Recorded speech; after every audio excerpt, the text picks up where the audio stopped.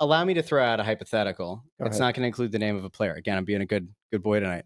I always make the argument the teams that ultimately win a championship create a dynasty. There's always that one move. I call it the big balls move. There is a move that comes at a point where you kind of push more chips in. Maybe it's fitting in Atlantic City, that it's a push the chips in kind of thing. When you look at all those picks, I mean, I don't know who ultimately makes the final call there, but when you look at it and you go, all right, we have 3 firsts, we have 3 seconds, we know what next year's draft could look like, all that.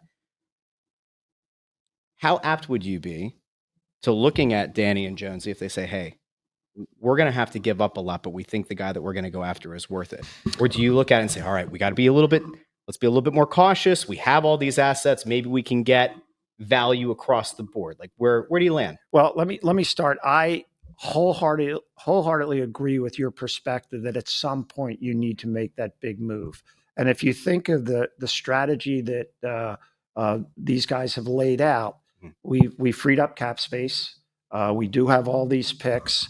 I don't know when it's going to be, but I'm going to embrace it enthusiastically when Jonesy and Danny come and say, this is where we're headed, and this is why. Yep. And I firmly believe they've proven to all of us over the course of 2.5 years that they're willing to take risks, but they're also cognizant of the fact that, as you said, Russ, we have a stable of good young talent.